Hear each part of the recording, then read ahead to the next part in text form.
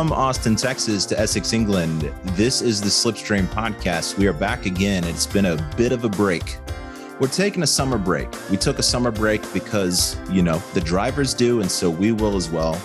Because you and I both know, James, my trusty sidekick from across the pond, that we are essentially Formula One drivers. And the only reason that we are here today to do a podcast instead of race in a car is just simple happenstance, really. I mean, that's the only reason that we are here and they're there. And it's just really just a luck of the draw. And that's how that goes. It's luck of the draw. You just get lucky, It's not based on skill or anything like that. It's just pure luck of the draw. And so we find ourselves here today taping a podcast instead of warming up at Circuit Zandvoort.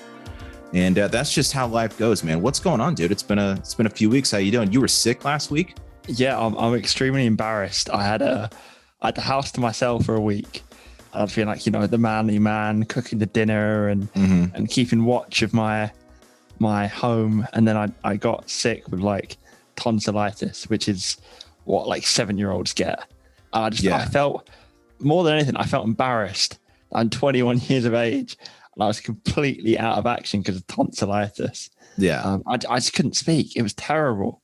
Yeah. Hence, obviously, the long break, but we're back, ready to go. We've had a free practice, which is us talking beforehand. You say we're like Grand Prix drivers. We actually have, this is our race and we have qualifying beforehand. Yeah. There's 5 other podcast hosts ready to go. And you have to make your funniest, wittiest comments and the top 2 get selected. So that's us. Yeah, the pre-show, when we go over the outline and stuff like that, that's the FP3. And then the first 5 minutes is our qualifying. And that sets the pace for the rest of the episode. And so far, I think we're doing we're in a pretty good qualifying. If I say so myself, I think we're good. I think we feel comfortable in the car. Yeah. And so we're going to start up front. And will we drain pace throughout the race? I don't know. Who's to say? But we're starting out pretty good. You just showed me some rich energy drinks a minute ago on your desk. Do you actually have these? It was horridly expensive. I don't remember how much I have or how much 45 a can. It could well have been. It was enough for actually a Rich Energy sponsor. There you go. I don't want to say anything against him because knowing the guy, he'd probably sue us for this. Yeah, that would be great. Actually, that would be great publicity. I would love that. I would love that. Hey, Rich Energy guy that looks like a wizard. You just wear wizard suits. Hey, man, go ahead and sue us, please. That would be amazing. That would be fantastic. I don't know what we could do to make you sue us, but please do it. Anything. I think we could do anything. I think he's got a SWAT team ready to mobilize at the slightest mention of Rich Energy. Yeah, just shut us down. I feel like he might not have the actual liquid resources, no pun intended, to dispatch a SWAT team. I think that might. Yeah, I think he spent all his money on those velour jackets. Those purple, like those velour jackets with the velvety material, that only guys like that wear, It's like, hey man, where are you? So you're wearing carpet? So you're wearing a blazer that's carpet. Cool, man. Is that supposed to, does that show us that you're rich? Is that how that goes? And they're like, yes. So clearly. In fairness to him, the design of the can did give us one of the nicer liveries in modern F1 with that black and gold hash of 2018, I think it was. Yeah. And that's actually why I wore this shirt today, is to celebrate Haas of 2019, really. And that's what I was thinking when I put it on. I was like, let's celebrate the wonder and the splendorous demonstration of speed that is Haas 2019. And so that's why I put the shirt on. So that's why our qualifying pace is off to a great start here in this episode. James, we got a lot to talk about, man. There's some stuff that's happened over the last few weeks. We dip out for 3 weeks and then just all this stuff happens. It's pretty wild. I figured we could lead with the news of the day, which is Kimi Räikkönen announcing his retirement at the end of the season. News of the day, but also I'm really not that surprised. But if you pay attention to F1 Twitter at all, you've got weeping, you've got crying, you've got wailing, you've got gnashing of teeth, the wearing of sackcloth in the Old Testament. And it's pretty wild, but I gotta say, like, who's really surprised that this was going to happen? I don't think either of us were, No, it's sort of like when you have to put the old family dog down. No one wants to do it. It's a sad day, but I think we know it's time to do it before it starts, shitting on the carpets and everything, Yeah. And that is what Kimi Räikkönen proverbially has been doing in an F1 car for the last 18 months. That'd be great if he was watching too. Kimi Räikkönen and the Rich Energy guy can sue us. That'd be fine. I would be very okay with that, with both of those things. Fun way to go bankrupt, wouldn't it? Yeah. Just because of Kimi Räikkönen and the Rich Energy. Yeah. Kimi Räikkönen, a Rich Energy guy, sue this podcast that 20 people watch. Like, okay, well, I guess we're on the map now. So yeah, man, it's not surprising. And I was expecting it. I guess I was expecting this announcement a lot sooner. I guess he's got to wait till the middle of the year. Apparently he made it last year. But man, what a career, dude. He holds the record, I'm sure, for the longest gap between race wins. Yeah. Something like 3 or 4 years he went without a race win. Yeah. Between 2013 and I think 2017 or 2018. Yeah, the US Grand Prix, wasn't it? Yeah. And I'm watching the 2013 season right now. Just finished the German Grand Prix and I'm watching the Hungarian. That's like my nightly go to sleep thing. I'll watch a 2013 race, maybe 3-4 nights out of the week. And dude, Lotus was quick, man. Him and heads of Romain Grosjean in the Lotus cars. They were rapid, dude. They were so fast. And they're always up there at the front. And they were in 2012 as well. I mean, Raikkonen won in Abu Dhabi in 2012. It's like under the right conditions, that Lotus car with that Renault engine was quick. It was crazy. And it was wild to see that team up front with Ferrari and Mercedes. And then McLaren, I guess, a little bit in 2013, but they kind of dropped off a cliff after 2012. But like, yeah, Raikkonen was just up there winning races all the time. And then he just went 20, I guess, till 2018, because he won the US was 2018 where he won.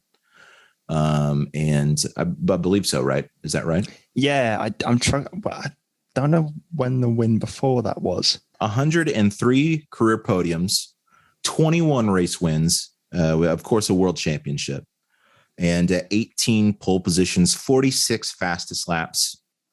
First entry being the 2001 Australian Grand Prix. 2001. First win, the 2003 Malaysian Grand Prix. And the last win, I guess, being 2018 United States Grand Prix. My band played that concert. My old band played that concert, or played that race rather. And it was like right next to we played on like right next to the S's. You know That's what I'm talking cool. about? Yeah, so sector one. Yeah. So like at the bottom right there, turn 1 or turn 2 rather, I'm sorry, into right there on the S's, we played just off of that kind of general admission seating area with Coda. And man, I just remember that was the first time I'd seen cars like that. And it wasn't when I really got into it, but it was the first time. And man, how I wish that I was really into it back then. I would have just watched the whole race because we got to get in for free and stuff. But we left early. I remember leaving early. One of the biggest regrets of my lifetime, because that would have been cool seeing him win that race. But yeah, collector's item, I guess, to Kimi. God, we're talking like he's dead. Sorry, it's turned weirdly morbid about just. Oh yeah. Okay. No, we're just reminiscing. We're just nissing. We're just nissing with Raikkonen is what we're doing. But yeah, man, 2018 Ferraris too. The last like really good Ferrari livery, if I have to be honest, because I wasn't a fan of the black halos. So I liked it when they had the halos first year, but they were red still, like with the rest of the Ferrari, and it was like that gloss paint. Like, yes, do this. Yeah. I think it was slightly too bright for me then. I think Ferrari sort of slightly darker, not like the Mugello, like 70th anniversary Burgundy, but I think slightly darker. I think if it's too bright, it sort of reminds you of like a Hot Wheels car. Yeah. It almost feels cheap, but that sort of like blood red Ferrari. Yeah. There's something really striking. I quite like the black halo. I thought they were the only team. They were the only team that year I thought to incorporate the halo well into the design. I think in those first years of the halo, it really felt tacked on.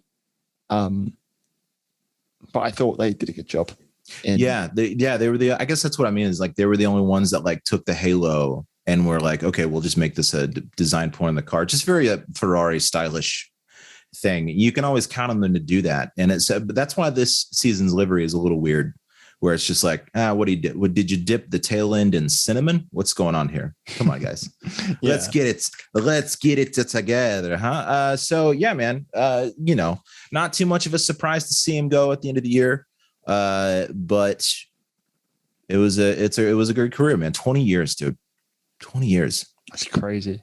As a Formula One driver. He's in his early 40s, I believe, right? It's like 40. What is he? How old is he? I got his Wikipedia right here. What? How old is this guy, man? He was born in 79. Oh, he's my brother's age. My oldest. He's born in the 70s. That's absurd for me. Someone who's born 3 months after Y2K. Yeah. To be watching a guy that races every week who's born in the 70s. Yes, he was barely an embryo. Right. In the 70s, but yeah. That's crazy. Yeah, man. I was born in 84, Yeah. Wow. Yeah. I'm an old man. Who's the second? Born in the Reagan administration. On the grid now, is it Lewis? I think it's Alonso. Oh, Alonso 40. Yeah. I think Hamilton 36 and Seb 34, something like that. Yeah. Danny Rickson is 30, I think now. A little bit. Yeah, he's 31. 30. Yeah, something like that. I don't want to think about how much older I am than these guys. You feel superior though. But I think an F1 driver is different. But I start to feel really weird when I watch England football, and the players now are younger than me. Yeah, but that's a weird feeling when you start to get to that point of adulthood. You know, I mean, even with Yuki's younger than me. That's crazy. Yeah.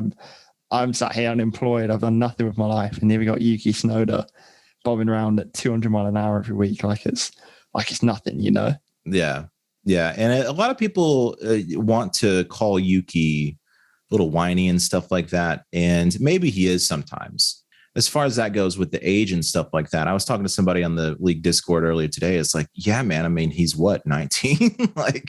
He's you got to be a polished stone, definitely, to be Formula One driver. But dude, when they're acting like a 19-year-old, you can't be that surprised if you're. Yeah, I mean, I think you can expect a certain level of responsibility, right? From people, and especially from people at that caliber of driver, and especially people that age, like yourself. You're what, 21, but you're under the gun like that, where you're in the pinnacle of motorsport. You've got so much pressure. At the end of the day, these kids are human beings, man. And so it's like, yeah, he did this. Yeah, dude, of course he did. I'm not talking about the Mazepin stuff. I'm just talking about Yuki kind of blowing up and being whatever. It's just like, yeah, man, at the end of the day, sure. He's 19 and he's a Formula One driver.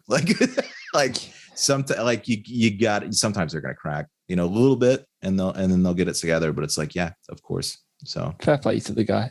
So, man, a lot to talk about with Spa, and not even really that much of a race to talk about. Just, I guess, kind of some warm up laps, and mostly just an insane qualifying session. But dude, what a weekend, for better or worse. I don't know. Even I was watching the replay. I was watching that race. I was texting you. I was on an hour and a half delay, I guess, because I had to do something. And then I was like, are we ever going to race? What's going on? And just it was just so bizarre, dude. That whole thing. Should we talk about quali first? Let's talk about quali first. I mean, I guess quali was the only thing really that happened. So I guess it was the only thing that actually happened. Yeah, that's true. But man, dude, George Russell, come on, man. And Max kind of ruined it Max just kind of ruined it at the end. He could have given him pole. If you're Max, do you slow down and let George just take one for the Gipper, Oh, surely you do. Just let him. Surely you do. Just ease off a bit at the end. Just let him have it, hey, Max, let Georgie boy take it, it was insane. That was insane. I can't believe we just watched George Williams. He's going to be George. They may as well name the team after him now. I mean, the guy is George Williams Racing. Yeah, he sounds like a Star Wars, right? Hey, the guy that directed Star Wars, George Williams. No, man. Provisional pole and then P2 in a Williams, and I don't know, man. Just wild. Do you know anything about what they did with engine modes in that quali? Was he the only one running a specific engine mapping? Did he turn it up when everybody else kind of turned it down? Or man, So what did he do? I'm guessing because he was the fastest in sector 1, which obviously that's just like the Source, Eau Rouge, Raidillon, and the Keppel Straight. That's basically just pin your foot to the floor. He said something like, only very briefly, like, we cranked the engines up and went for it. So I think he thought, may as well. And then he lost time as the lap went on. But I mean, even so, and that's going to help you down there and at Blanchimont, but you still got the middle sector, and that's all driving ability. And if you watch it back, he had one mistake. I think it might have been at Pouhon. He went in a bit too early, had to get out of the corner. And in horrid conditions, that was it. That was the only mistake he made. It's just absurd. I think the thing to put it into context is, imagine like, I don't know, Esteban Ocon or Lance Stroll would have put themselves second. That would have been a crazy achievement. Yeah. But that Williams car had not scored a point in 2 years since the race before, apart from the race before. Yeah. And he put it second. It was just madness. It was just madness. Can you imagine taking that corner in a car, like a real car like that? And Pouhon is as players of the game, you freak out enough in the game with zero consequences. Yeah. Zero consequences in the game. Yeah. Like if if you lose it in the game, cool. You could still like walk downstairs and have dinner. And if you lose it in real life, you're just into a barrier and, a broken neck, maybe. It's just like, so it's so wild how fast you're going down that particular turn. And you have to like, I don't even know do you know if they downshift or did they just lift a bit on that turn? Because I know for me, I have to lift or I don't lift. I downshift to 7th. So I put it up to 8, sorry, going down. Up Eau Rouge or? No, down Pouhon. I think they lifted. They definitely didn't keep it pinned. I don't think they downshifted. They might have done in full wet conditions. I don't know about inters. Which you can't blame. I mean, I think if they've done Eau Rouge and they're still going, I think they think, oh, my luck's in today. If you get up Eau Rouge and you point in the right direction, you may as well just go for it. Because then, like I said, you're on for a good laugh anyway. Yeah. I don't know. It's probably different. It's probably different under wet conditions with the wet tires or the inner tires. They probably didn't even get up to, I don't know, 7th in that. I don't know. I'd have to watch a lap. That'd be fun. That'd be fun to do. Watch a lap and how they take those corners with inners or wets. And then as opposed to dries, like what they do with gears and stuff like that for that turn specifically. Because that is such a wild, it's a deceptively hard turn. And if you nail the slip angle, you're good. And if it's so easy to oversteer that corner, and it's got to be just wild in wet conditions taking that corner. I would need like a few extra pairs of underwear for that. Just a few. That's why the suit's so absorbent, purely for Spa in the wet. Yeah. I think I mentioned this to you before, if you pay like the 18 or 20 grand to like go drive an actual Formula One car, and you could do it at a few circuits around the world. And I don't know if you could do it at COTA here in Austin, but I know that you could do it at Paul Ricard, and you could do it at Catalunya and things like that. And I think they'll put you in like a 20. It depends on where you go. There's different ones. You could do a Renault, but it's like a 2011, 2012 V8. And they give you a little line item pricing for what you're paying for if you just shell out the 18. I think it goes up however many laps you do, which is like, give me as many laps as you can. Like, let's go 20 laps in this thing. If I'm paying that much, take my money. So, but they give you a line item, and out of all of those thousands of dollars, that one of the line items is $25 for a pair of disposable underwear that you wear under your suit. And I'm not joking. You can look this up. Just Google like drive a real F1 car, and you could find these like kind of price packages to do this. And one of the things is like $25 for underwear. And you're just like, I probably would need those. I would need a few. definitely at Spa, I Yeah. need him in the game, let alone, you know.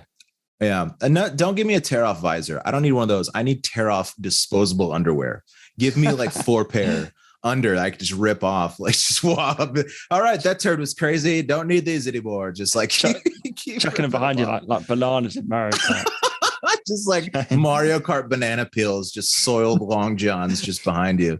How was the drive? How the mechanics talking about it afterwards? Like, yeah, that guy was all right, but like he threw like 4 pairs of underwear in the airbox. I think he was trying to throw them behind him, but they just went into the engine. Yeah, just ruined this engine. Like, yeah. Talk about dirty air. Thank you. We'll be here all week. You named the episode this week too. You named the episode. We won't give the name out right now. You'll have to. If you're watching this, you know the name of it. But well done, because I wouldn't have come up with anything more clever. So thank you. I did. My English degree apparently is coming in handy purely for this. Employers might disagree, as I'm still unemployed. I finished university like 3 months ago. Still unemployed, but I mean, at least it's good for naming podcasts. Yeah, you're an Englishman. You're a clever Englishman. I should just leave you to title all the episodes. What am I doing? Allocation of talent, people. This is how you run an organization. And by the way, you're 21, dude. You could be, look, I'm 37. If I was unemployed for that long still, even after a year of COVID, that would be shameful. If I'm just like, don't have a job, but I'm doing some podcasts about race cars, that would be weird. Especially like wearing this shirt and being unemployed. You can't do that. What am I, the Big Lebowski? But you're fine. You're good. Enjoy your life. You're good. Enjoy it. Yeah. So, I mean, obviously the quali was crazy. And then I think we were all a bit disappointed for the race. It was deceptively kind of entertaining, actually, considering nothing happened. I think Crofty and the drivers of the weekend really were Crofty and Martin Rundle to fill time for 4 hours was, spectating what obscure games the stewards were playing with there. Yeah, those metal balls and the gravel traps. That was very impressive. It was actually the first time. I feel kind of sad to say this. I was pleased that it was cancelled, because something about Eau Rouge in the wet is difficult to watch. Yeah, and I'm almost glad I didn't have to watch that. There's been way too many crashes. I mean, Lando got lucky, really. That was a massive shunt in quality. That was terrifying. That was legitimately terrifying, because I was looking at the Discord chat, our league chat, and I knew something happened, but nobody said what it was. So nobody spoils anything in the chat. So I was like, what's happening? Nobody would tell me. And then I watched it. I was like, oh no. And when it cut to him weird. It cut to his car. It cut away, and then it cut back right when his car was like helicoptering around, across the track. Yeah. And you're just like, oh no, dude. You're just like little Lando. What are you? Oh no. He's way too young to be doing that. To be helicoptering across a racetrack, 120 miles an hour. Disintegrated the rear wing. Just disintegrated. And the luck really is that happened in quali rather than a race, because having a shunt like that's one thing, but when you got 15 other basically spaceships on wheels pelting through that corner at 200 miles an hour, that's when you get the really nasty crashes, as Jack Aitken found out a couple of weeks ago, as the W Series girls found out. It's what do you think about sort of the debate about risk and danger and Eau Rouge? Yeah, it's an interesting one. A lot of the pundits have been saying maybe reprofile the barriers and not the turn itself, and figure out a different barrier solution, which I can kind of agree with. Now, granted, on the right hand side, when it hits the top and the barrier side that, unfortunately Antoine ran into a couple of years ago that bounced him back into the line of fire, that's kind of the problem area, it seems like, right? I know that Formula W girls went to the left, but typically if you spin out, you hit that right-hand side and kind of bounce back in and just, prepare yourself to get T-boned. Well, I think it's the left side as well, because I'm pretty sure I only watched that crash last night. And I'm pretty sure someone, I forget who was that lost it. It might have been Fittipaldi, lost it, and then hit the left side of the barrier, and then was rebounded back, and then someone had to avoid it by pulling off to the right, and then Antoine hit him, and then Juan Correa hit Antoine. So I think it's both. I think there just needs more runoff. I thought it was a bit morbid seeing some of the takes on Twitter when the race got cancelled, saying stuff about F1's about risk and F1's about danger. Yeah. But I think that and Chamber, I don't know if you ever watched Chamber on YouTube. He made a really good point on this. Yeah, it's fantastic. He made a really good point about sort of the risk in F1 debate. And I think the thing we like about F1 when it comes to risk is seeing the drivers on the edge and that risk that they can lose the car or spin or crash. And that's the risk we like to see. Yeah. But not the risk of injury. You know, there can be risk in F1 without injury. And I think Eau Rouge is now getting to the point where I think that crossover is coming. And I think if it's glad the corner is getting reprofiled, but I think if it wasn't getting reprofiled, I don't know whether F1 could have kept racing there. Because we're waiting for another Hubert incident, aren't we? Yeah, really? They're bringing the gravel traps back on the left-hand side next year, right? I think a little bit, but they're also reprofiling the left side. They're adding almost just a straight line of barrier. So if you lose it, you sort of get embedded in the wall a bit, which is better. Yeah. I think I mean, if you're driving a car at 200 miles per hour, inherently there's always going to be risk just because of physics, right? There's some sort of element of physics. If you take a person traveling at 200 miles an hour and stop them very instantly, I don't know if there is a way to 100% foolproof that. And so that being said, I think if the sport's not taking as many steps as it possibly can within the bounds of possible technology to mitigate that as much as possible, then I don't think they'd be doing their jobs right. So it's an interesting discussion. And I think that's maybe one of the few corners in the sport, save maybe the pit entry for Baku, where you're just like, wow, that might be an accident waiting to happen. I don't know what they'd do to Baku, but with Eau Rouge, I don't know, man. Yeah, I'll leave that to the track design experts and things like that, because you could play it in the game and have your armchair opinions all day long. But I don't know. It's up to the people that design it to do the right thing and, see what they can do. So who knows? We'll see. I don't know. I don't know. I want to know what the drivers think personally. I mean, it's their lives, it's their literally their physical bodies and their well-being on the line. So I'd be honest, or I'd be curious to see what they say. I mean, I feel like they let them have the final say. If you want to risk it, then risk it. And I feel like there's a lot of drivers that are just like, sure, let's go. So, and I think that kind of is a part of what makes them do that. I think you've got to have that. I think that's just a reality of what that is. I think you've got to have that thing in you that's just like, this could all end like in a very, very quick split second. And I don't think I'm not saying people should facilitate that or enable it or any way, but it's like, let's be honest, like that's part of the appeal is like, that's why people watch it. Where Romans had the gladiator matches for a reason. And that's in our DNA to just like, want to watch the spectacle. Not that we should throw lions on the track. I think that's a very bad idea to start throwing wild animals. Well, Sochi needs spicing up, doesn't it? Just put some lion cages next to turn 4 on Sochi. Just like, hey, how are we going to prove this? Well, I was thinking about tigers. That's an Ecclestone idea. Ecclestone's like, I'm thinking about some live tigers, and we just throw them on the track, let them go. What sprinklers? Wasn't that? I think I remember hearing in the I think the early 2010s or the late 2000s when F1 was sort of, because before the Liberty Media takeover, F1 was not in a great place financially. I think it's unbelievable if you watch any race sort of pre-Liberty Media, how difficult it is to follow. There's no timing board. The camera shots are not great. The replay system's really not great.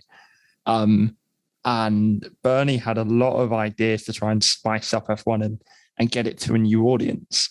Because it was a very sort of set demographic. And I'm sure that one of the suggestions he had were like sprinklers to basically turn because if there's one thing a boring race needs, it's rain.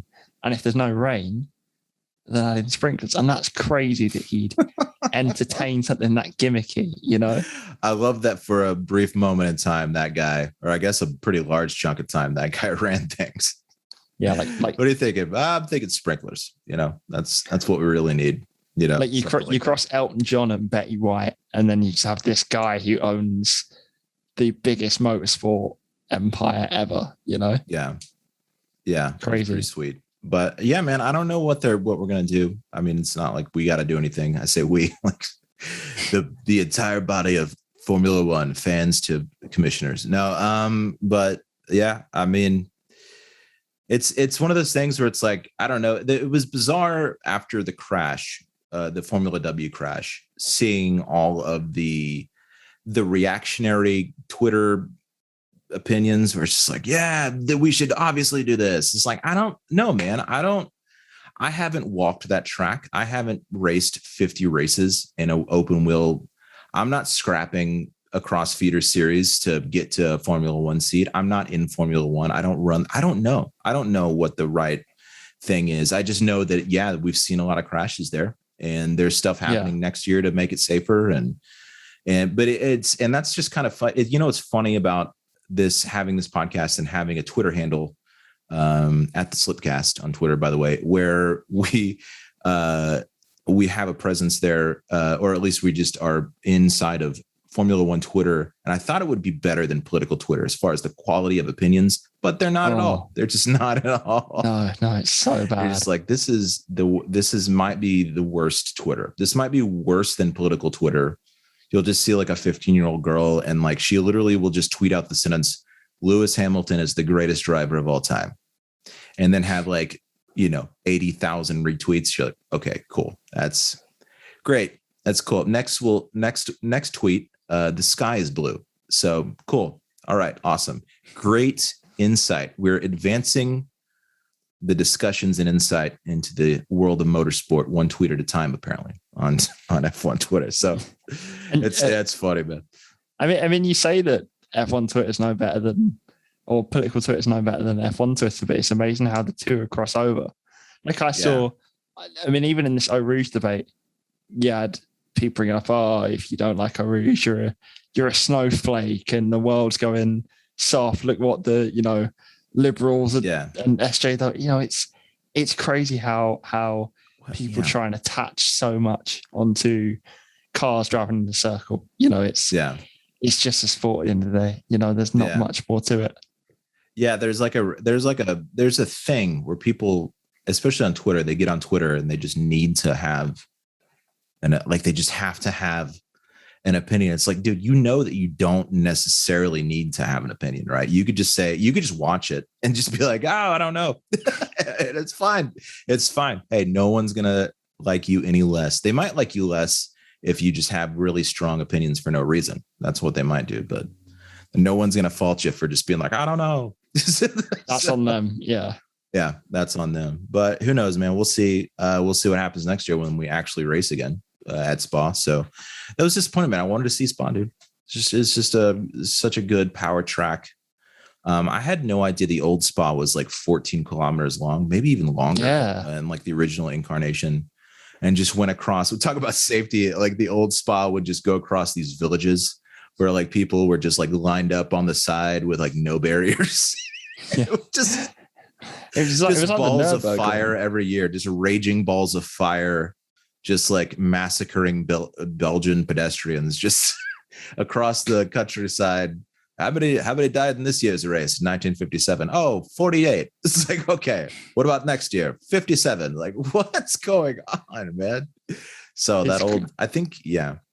it's crazy how much it's changed. I think you don't race there for obvious reasons. And I think everyone's glad that you don't, but I think it would be so cool to see like a demo of an F1 car driving the old Spa layout or like the Nürburgring, Yeah. you know, just to see an effort, because these are the pinnacle of motorsport engineering. Just see it, you know, like a TIE fighter swerving through the forest, you know. That is why I'm really interested in the future of specifically racing esports. To see where that can go in the next like 10 years. And that's why I want to stick with it for so long, because it's like, it's first of all, it's just fun to do it. So I'm not going to stop because it's just a blast to do. But second of all, you know, think of the possibilities within the next 10 years of esports, like Formula One esports or any sort of motorsport e-competition. And it's like, yeah, okay, cool. So we got our grid. We're going to be racing Classic Spa in 2012 Formula One cars. You know, I'm saying you could just like take a grid set and then take a track. Cool. That's our race for this one. You do exhibitions and stuff like that. And without any of the like safety concerns. Obviously you can't recreate an old circuit in real life, you know, but you could do it in these games, especially in the next 5-10 years when the software possibilities are a lot more open than they are now, even though they're spectacular now, you know, but that'll be fun to see, man. That'll be fun to see, especially with virtual reality. You'll be able to, you know, and they might start selling cockpits where it's like an actual like carbon monocoque that you sit, you know what I'm saying? That you sit in and like you have your headset, maybe headsets will be smaller in 5 or 10 years. And I got to fly in here. It's excited about it as well. But, you know, like you have, you know, maybe in 5 or 10 years, you just have like, you could put on sunglasses and they will somehow project an entire reality around you. And then you sit in like an actual, you know, and that's your deal. So who knows, man, it'll be fun. And that's why I want to see, that's why iRacing is appealing, because they do have those old circuits. And like Assetto Corsa has some too, right? Where you can just go to old Spa. Yeah. Yeah. I was watching somebody on one of the old YouTube channels, or one of the Formula One YouTube channels, one of the YouTubers, who was talking about how he likes the Assetto Corsa 2021 Formula One car better than the one in the F1 game. It's like a little bit more immersive for him. I was like, ooh, that's interesting. And my reflex is to be like, shut up. And then I'm like, actually, you know what? I mean, I don't know if Codemasters has it completely nailed. And also it's more of an access point game than like an immersion sim, you know? Yeah. And I think it's tough to know, like an F1 car is going to be very tough to nail in a sim, because firstly, a lot of it is so secretive. You know, you don't want to reveal all your details about how your car performs and everything. But at the same time, there's so much to it, you know, and I think F1 cars are unbelievably hard to drive. And if you're going to make a AAA sports game like F1, where 95% of the fan base can't do a right-hand turn, it's not going to be successful. No. That doesn't mean that the F1 game isn't fun. It's just a different market, you know? Yeah. Yeah. I want to have dude, let me go as deep as I want. You know what I'm saying? I want the technology to be as windowless as possible. I want to be able to go as deep as I want to go with that. Let me go. Let me have a thing where I can set it up as close to real life as possible, and maybe give me some shortcuts. So, you know, because a lot of that's really complicated, and people are there, you know, there's only 20 of them for a reason. So, but it's just as far as like the feel and the stuff like that, the menus on the steering wheels. Yeah, man, let me go deep, dude. Let me like really see what it's about. Because imagine being able to practice that, and then all of a sudden you can like actually do it in a simulator. That's pretty cool. You know, you actually drive one, like know what it's like, you know, to actually do it, have like a decent idea. But the game does give you like a good idea of the track difficulty. I feel like that even with the game, and even like playing on a pad casually, it gives you a cool sense of, and no other sport does this. I might have mentioned this before, but you can't like play like a baseball video game or like a soccer video game and then be like, oh, I know how hard it is to play at this pitch or against this team or whatever, you know, but like you can race on a racing game, especially like the F1 game, and then be like, and then watch the race the next day and be like, oh, I know how tough this corner is. This is a tough corner. You know what I'm saying? It's a really neat part, a neat aspect about that game that I don't think it's shared with any other sport, really. No, if we're thinking about it, you know, I can't really think of another one that has the same kind of aspect to it. No, and that's why we love it so much. It's addicting. I know this is quite sad, but in my sort of league races, you can almost sort of buy into like a role playing element of it, that, you've got your championship rival, and you've got your certain things you're trying to do, and you sort of almost create like these narratives between your leagues, and that's part of the whole fun. It's not just the experience of driving it. We all close our eyes at night and pretend we're F1 drivers. We all want to be an F1 driver because it is literally the coolest thing in the world. Even if you're not into it, you know what I'm saying? Like, even if you're not in, even if you don't even know anything about it, if someone asked you like, "Hey, would you?" Yeah, of course. Yeah, I mean, you crazy? Yeah, of course I would. There's a reason they made Tony Stark a F1 driver for a bit, didn't they? That did happen. Did they make him one? Or like they had a cameo, or like in the second one there was like a battle like on Monaco or something like that. I don't know. I forget it. I think he's I don't think he's just there, but there's a reason, because the whole fantasy is so cool. There's no cooler job than say I'm a race car driver. And not just a race car driver, but the race car driver of all race car drivers, an F1 driver. Maybe a chocolatier. Like, hey, what do you do? I make chocolates for a living. That's pretty cool. It's not sexy though, is it? I don't know, man. Chocolate's pretty sexy. If I had that's true. That is true. Oh man, yeah, there really isn't, man. It's pretty neat, and it's cool to see like what technology can do within the next 10 years. It's really exciting, because there's probably going to be a lot of cool stuff coming up. But for now, we got Breaking Point and glitchy multiplayer lobbies. So thanks, Codemasters, appreciate it. Anyway. Thanks, guys. Breaking Point. I've played 10 minutes of Breaking Point, and I was like, you know what? No, I just don't even want this game. I barely played my team. We haven't played the 2-player my team in like a month almost. It's like I don't. Yeah. When we both finished joint last and second last. Yeah.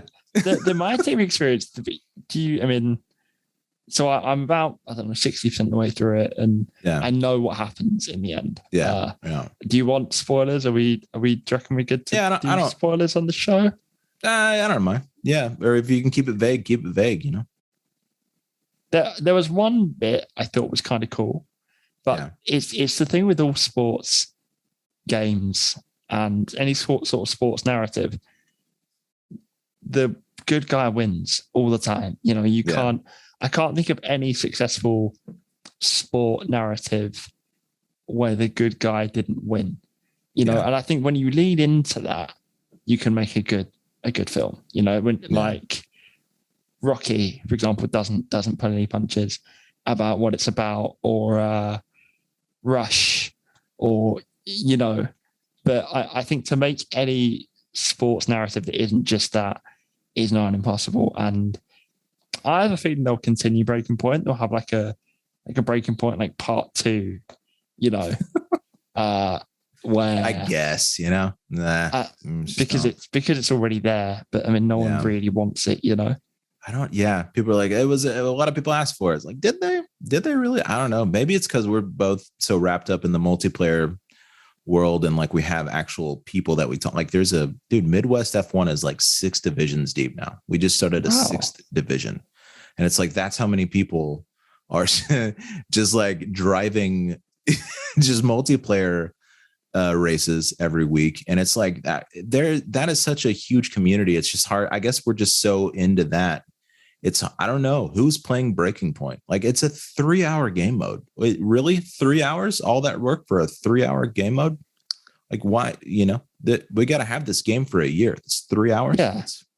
It's like all story modes. Like as a Gen Z, I guess. Mm-hmm. Well, like I grew up on Call of Duty.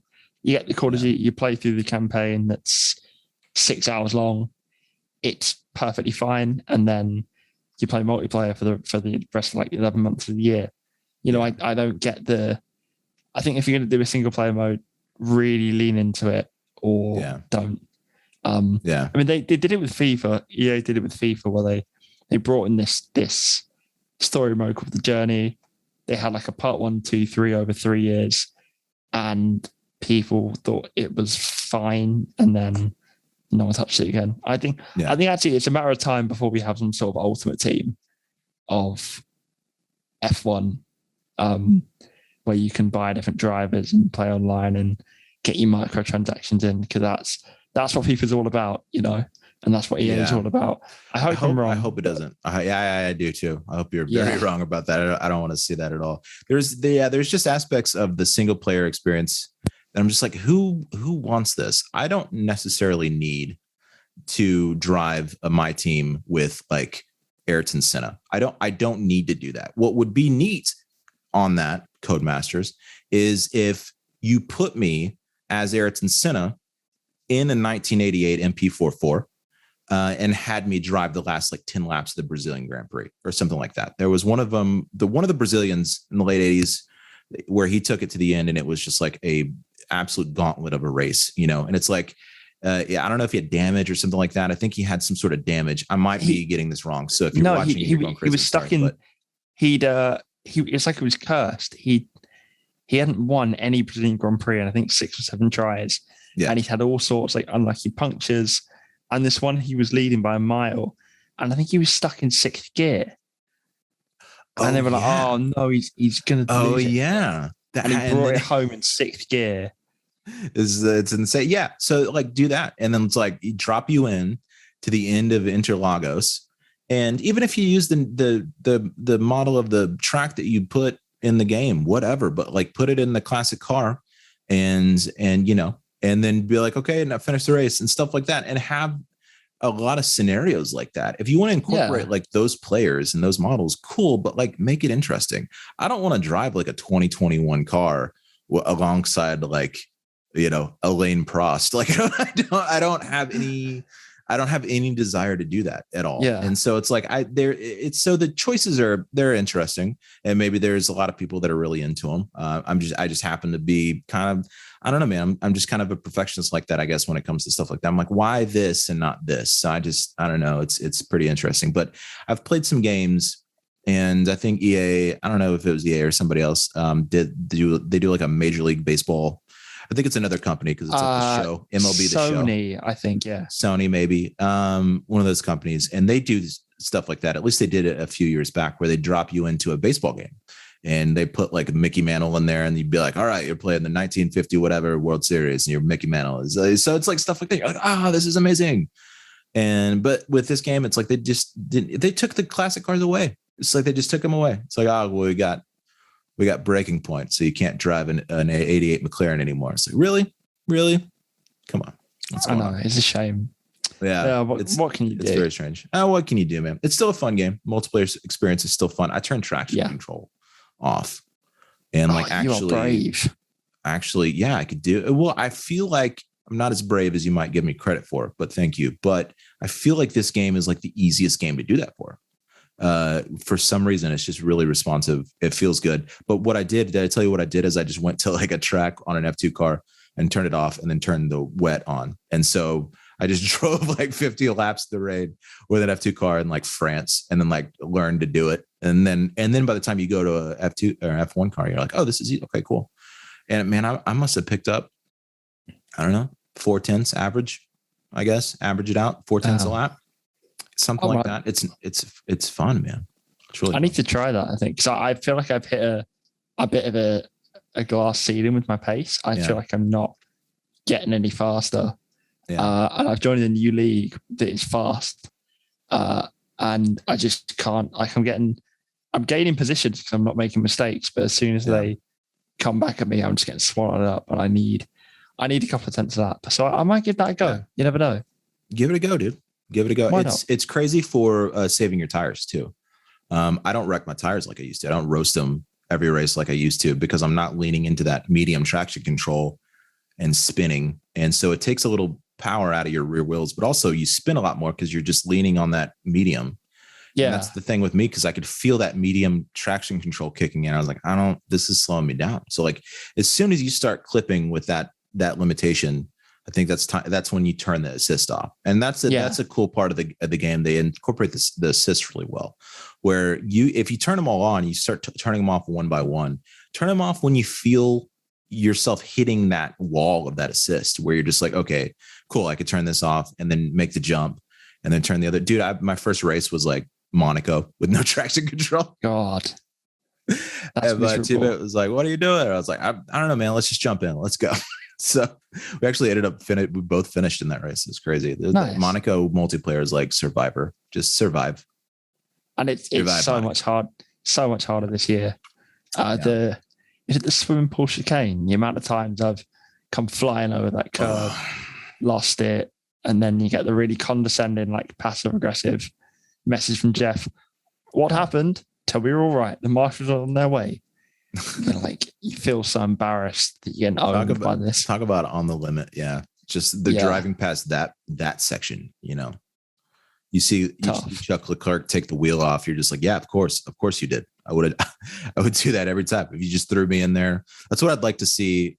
And I say this for the Olympics a lot, where it's just like, if you like, imagine watching the Olympics and then watching like 100-yard sprint or whatever track race.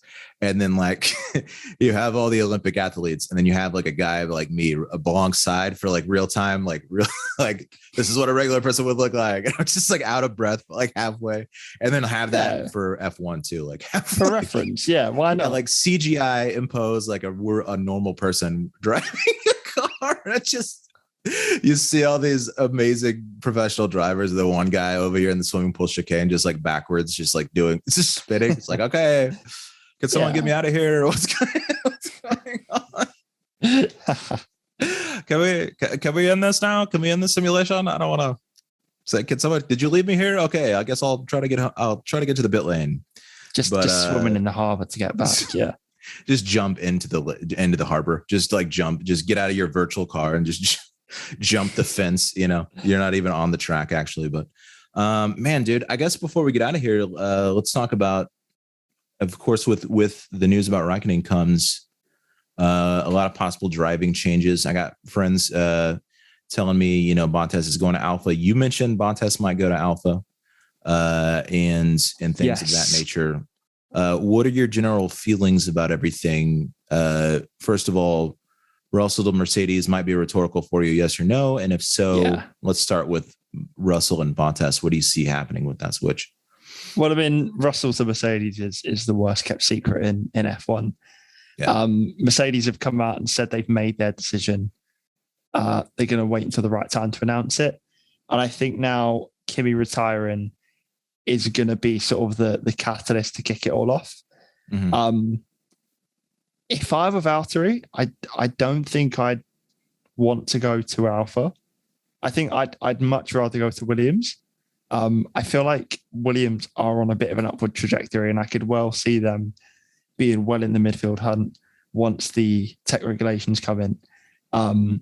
Where Alfa Romeo, I feel, are just sort of stalling. The discussions about the driver market are really fascinating at the moment. So this is going to vacate a seat at Williams, and the rumored sort of leader of that seat at the moment is Alex Albon, which is great because I don't think it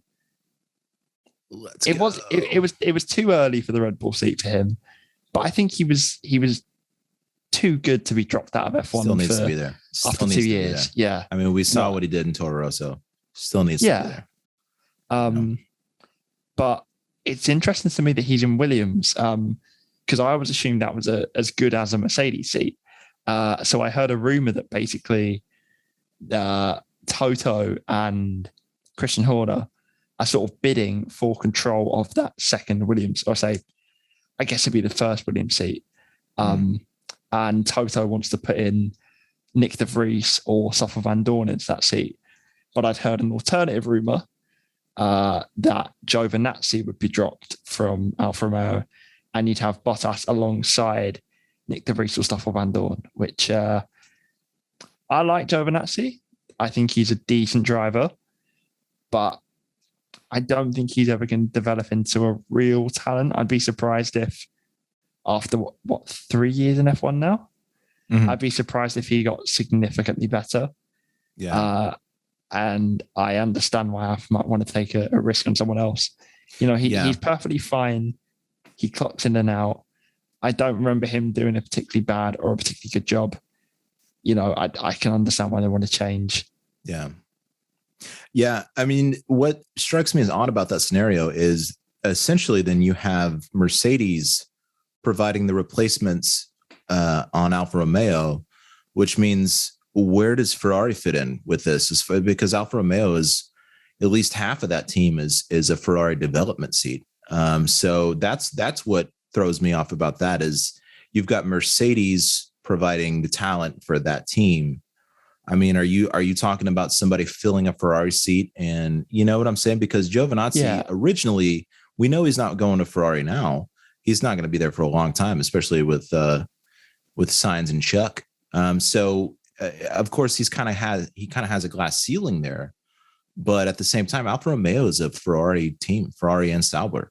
So that's the only thing that doesn't make sense to me is what happens with that? I thought that was the whole point of that team was to be kind of a second team to a junior, like a junior to Ferrari as AlphaTauri is to Red Bull, Yeah, and that's what surprised me as well about Alex Albon to Williams. I mean, I've heard far more about Albon to Williams than I have about De Vries to Alpha. I don't know whether I don't really understand the politics of sort of teams owning this seat at other teams. Yeah, it's very confusing. I don't know whether you can bid for control of it. It would be good to see Nick back in an F1 car, and I think it'd be interesting if he did well, what that would do for the profile of Formula E, because Formula E is very much seen as almost a gimmick series, I think. Yeah. Which I don't think is necessarily unfair. If you had the champion of Formula E come into Formula One and end up doing really well, and let's not forget Nick De Vries is only very young. He was only Formula 2 champion a couple of years ago, I think 2 or 3 years ago. So there's plenty of talent there. He could develop into a top F1 driver. And I think then you would see the statue of Formula E as almost an alternative to Formula 2 rise. I think it'd be fascinating to see if that happens. And now we're in peak silly season, I guess. I don't think you will see a lot of driver swaps. I think most teams want to solidify their bases before the regulations come in. And I think apart from the obvious ones, you're going to keep relatively similar lineups. Like I'd be surprised if the Aston boys changed, the Haas boys changed. And I think a lot of drivers might get lucky. People that maybe are teetering on the edge of whether they deserve their seat, like Yuki and Latifi and people like that, might get lucky and keep their seat. But it's all part and parcel of the fun of this crazy 200 mile an hour circus that we know and love, Yeah, for sure. That's really interesting. I see De Vries definitely before I see Stoffel. I don't think definitely. De Vries F2 champion, Formula E champion. If there's anyone set from that kind of ilk, I think it's going to be him. I would love to see Albon come back. Albon to Williams is interesting. I just would assume Bottas would rather go to Williams, but I feel like if you're Williams, you kind of want an Albon a little bit more than you want a Valtteri Bottas. I think Albon's. Sorry, carry on. I'm just saying, I think Albon's racecraft I think he's better. I think he outraces Bottas 10 times out of 10, 9 times out of 10. If we're being super picky, but like I think he's wheel to wheel better. I think he's someone who can match up, especially against the guys in the back of the midfield, wherever Williams ends up next year. I feel like if you're a team owner, you want that kind of long-term commitment over somebody like a Bottas, where, he's definitely a professional and he would definitely reset his expectations and go into a project like that with a different mindset. But do you want somebody that goes from the top team down to one of the bottom, or at least, like I said, next year, lower midfield? Or do you want somebody that had a year off and is kind of chomping at the bit to get back on the grid, and is excited to be at a team that's on the come up like Williams is? and I gotta go with Albon on that. So that's interesting. I see Albon. I think you said Albon and who? Latifi? Yes, I think at the moment, and I think if that is true, then it's a big year for Latifi because he's been comprehensively beaten by Russell his whole career, and I don't think he's got too much blame for that. You know, he's up against one of the supreme talents in F1, but I think Albon is not in the same league as Russell, and I think Latifi, as the experienced guy in that team, has to at least compete with Albon. I think if he doesn't next season, that will be his last season in F1. Definitely. But I think he does still get another season. I think he has improved this year for sure. Yeah. He's got his sea legs a little bit more. He's a little bit more confident. He's put the car up there in some places and at certain times. He didn't qualify too shabby at Spa, right? Let's see, when was he at Spa? Dude, he qualified P10 at Spa. Yeah, he made just miss out on Q3. Yeah, so I mean, you know, barring Lando's accident, he, you know, that's phenomenal for Latifi. Also phenomenal for that car and that team, which is just like, dude, okay, cool. What do you got going on?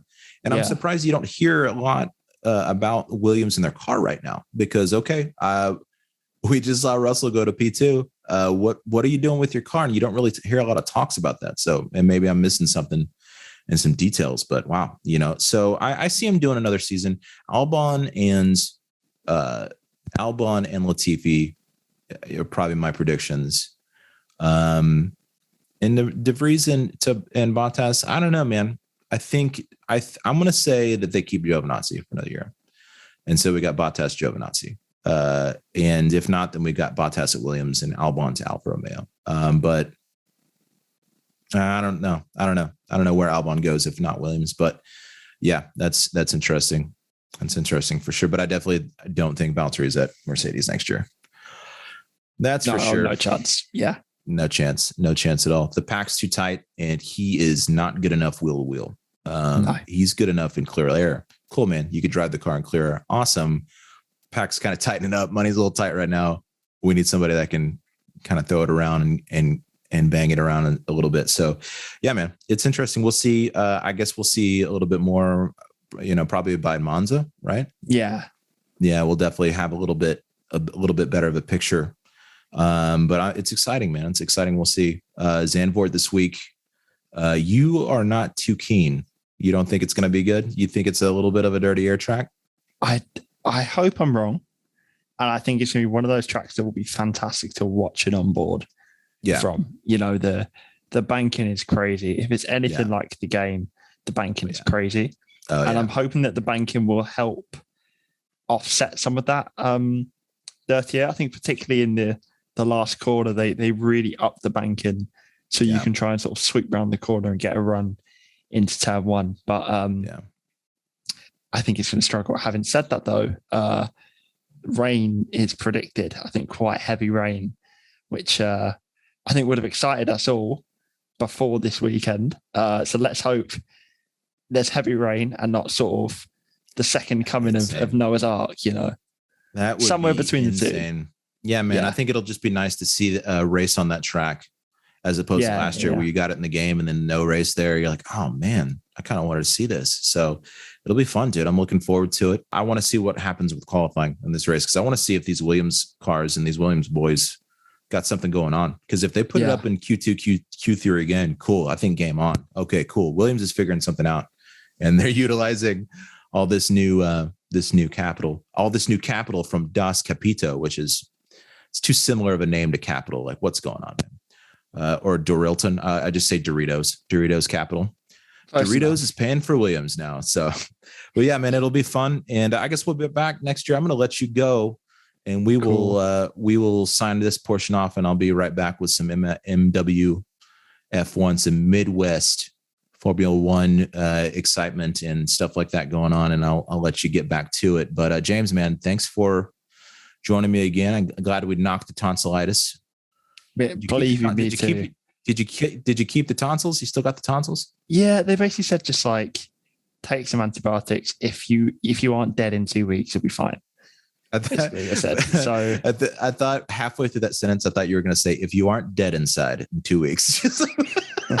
Oh no! Now that Reichen's gone, I am. That finished me off. Yeah, you're like, I haven't been unemployed for that long.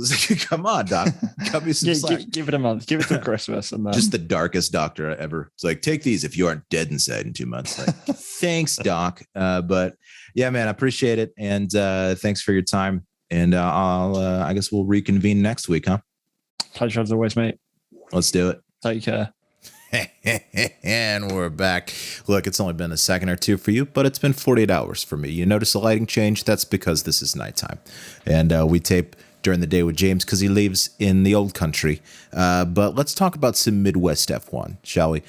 Week 4 at Bahrain took place last week. Zandvoort was last night. I'll have a more extensive update on that next week after we tape our Zandvoort episode for the real life stuff. So, but let's talk about last week in the championship. First of all, we've got a new division in Midwest F1, Division 6. Apparently, it's a wild card division, which is frightening.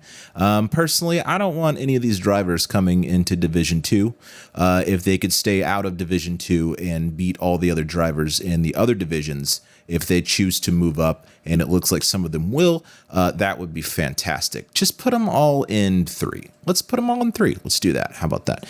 Or let's just create another, like the AFL and the NFL. Let's do that. Let's just do that, and then we'll have a Super Bowl race at the end of the year. Basically, what I'm saying is I'm coming for the championship, all right? I'm coming. I'm sneaking up, and I don't want any more impediments to that. If we're being honest, I'm an honest man. Let's just be honest. I don't want any more roadblocks.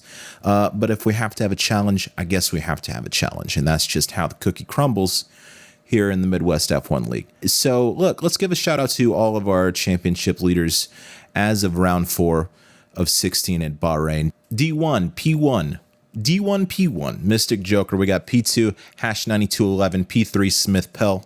And then we've got Division 2, our leader, Niru Nix, as of round 4. I believe he won last night, too. So I think he's going to stay. Wait, no, he didn't. That was somebody else won last night. I don't know. I don't even remember anymore. It's been a long day. Okay. Anyway, as of round 4, Niru Nix, 18 in the P1 spot. P2, we got Murph Wideline. And P3, we've got Detail 86. And D3, P1, Mitch Burns, 72. I believe I saw him in the D2 race last night. So that guy's pretty quick as well. Pork Chops, D2 or P2. Man, all these Ds and Ps are just ruining my day, but what are you going to do? So Unholy Red Eye, P3, D3. D4, P1, Tim Lee. P2, the Garrus Vok, the Garus Vok. I would love an accurate pronunciation on that if I could. I feel like I butcher it every single time. But if I could get some confirmation on that, that would be fantastic. P3, Division 4, Mopawa Cowboy. Not sure what that means, but it sounds like it could be a Snoop Dogg song. So D5, P1, Dissection 79, Guitar Monken. P2 and P3, The Rob, HDO3 1021. And it's important to read off those entire numbers in the name because we don't want to get it mixed up with the Rob HD03 1024. And we know how easy that can be. But anyway, interesting championship shaking up. I myself am racing D2. It's interesting to see what me and my team at Hightower will be able to do for the rest of the season. I think we've got a pretty solid strategy. Myself, I've picked up a little pace since last season, and it's really exciting. I got to be in a podium jostling match last night at Zandvoort. That was unfortunately foiled by Mr. Murph and Wideline. I mean Murph and Shelley. And let's take a look at that right now. Let's just take a look at the replay. Yeah, there we go. Yeah, so yeah. Actually, you know what? Let's take a look at it again. Let's do it one more time. Yeah. Oh man, lap 36, turn 2, last lap of the race. That's wild. Actually, let's take a look at it one more time. Just one more. Just run it on a loop. A few times. Just do the yeah. Oh, let's get that in there. Anyway, we'll see what the stewards say about that, and that's the joy of having your own podcast. Is you could just do these things and talk smack to your league opponents. And what are you going to do? What are you going to do? You can't do anything about it. So anyway, it's a fun time in the Midwest F1 League. I hope we all know it's innocent fun. And man, I'm just it's fun. It's fun being up there at the top with the top three. And it's this game is man, it's pretty addicting. So anyway, we've got a new division. We've got our results from Zandvoort coming next week, and along with the actual Zandvoort race. Saw the actual cars race on that track this morning for free practice. Usually don't watch free practice, but I watched it for this race because I've never seen that track in real life before. And so it was pretty cool. Anyway, we'll see how it works out Sunday. Of course, I will be back with Mr. James Lingfield next week, and we will recap that race along with the round 5 results of the Midwest F1 Championship, brother. And I guess the first results of our first D6 race. I think it was last time. I think we had one. I don't know. I'm not going to look at the Discord. So we'll see what's going on with that. And everybody have a safe and wonderful Labor Day weekend.